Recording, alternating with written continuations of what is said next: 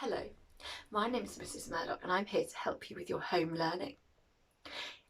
Today I've got one of my favourite books and it's written by Julia Donaldson and is illustrated by Lydia Monks, and she's the lady who drew the beautiful pictures for this lovely fiction book. Now the title of the book is The Singing Mermaid. Can you predict what this book might be about? Looking at the title and the picture, I think that this book is about a mermaid. Perhaps the mermaid goes on an adventure in the ocean. Who knows? Let's look at the blurb and find out some more. This book is a tip-top adventure ballad which holds readers captive. Sounds exciting. Lured by the promise of fame and fortune, the singing mermaid joins a circus. The crowds love her, but she soon finds living in a fish tank is no substitute for the freedom of the ocean. Can she escape back to her home at Silver Sands? Oh, I hope she does. Let's read the book and find out. Did you ever go to Silver Sands on a sunny summer's day? Then perhaps you saw the mermaid who sang in the deep blue bay. She sang to the fish in the ocean, to the haddock, the hake and the ling, and they flashed their scales and swished their tails to hear the mermaid sing. And sometimes the singing mermaid swam to the silvery shore. She sat and combed her golden hair.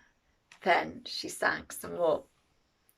She sang to the cockles and the mussels. She sang to the birds on the wing, and the seagulls clapped and the seagulls flapped to hear the mermaid sing.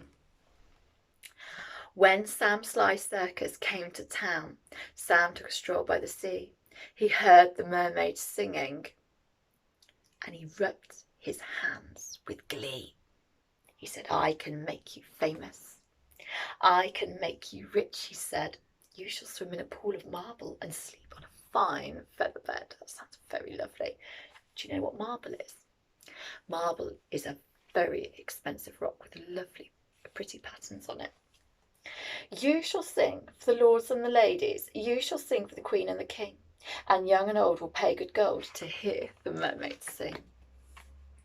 "Don't go, don't go," cried the seagulls, and the seashells warned he lies. But the mermaid listened to old Sam Sly and smiled as she waved her goodbyes. And he took her away to the circus, and she sang to the crowds round the ring. And more came the deafening roar when they heard the mermaid sing. Can you infer how the mermaid's feeling? Looking at the picture, I think that she's very, very happy.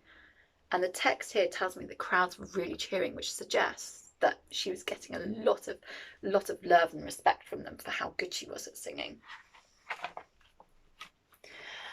Now the mermaid shared a caravan with Annie the acrobat, and Ding and Dong the circus dogs, and Bella the circus cat. And she made good friends with the jugglers, and the man who swallowed fire, and the clown with the tumble-down trousers, and the woman who walked on wire. But she wasn't friends with old Sam Sly. No, she didn't care for him, for he made her live in a fish tank where there wasn't room to swim, and there was no pool of marble, there was no feather bed. And when she begged him, "Set me free," he laughed and shook his head. Can you infer how she might have felt when he laughed at her? I think she was very upset, very angry, very disappointed. I can't imagine it's fun being kept in that tank when she wants to swim out at sea. All summer long the circus toured, all autumn, winter, spring, and many a crowd cheered long and loud to hear the mermaid sing. But the mermaid dreamed of Silver Sands, and she longed for the deep blue sea, and her songs grew sad again. She said, "I beg you, set me free." At Silver Sands a seagull was flying to his nest, when on the breeze he heard a song, the song which he loved the best.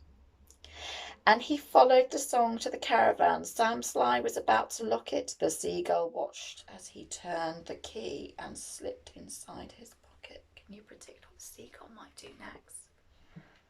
I hope that he rescues her.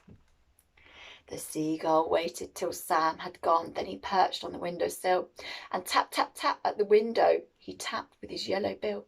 Come back to Silver Sands. It's only a mile away. I can find the key and set you free if you'll come back home to the bay. Escape, barked the dogs. Escape, meowed the cats. But the mermaid sighed. I'd fail, for how could I walk to Silver Sands when I only have a tail? Like this, cried Annie the acrobat, and she stood upon her hands. This is the way, the only way, to get to Silver Sands. Right hand, left hand, tail up high, there's really nothing to it. If I give you lessons every night, you'll soon learn how to do it. Do you think she's going to escape? I predict she's going to escape. She looks very determined there.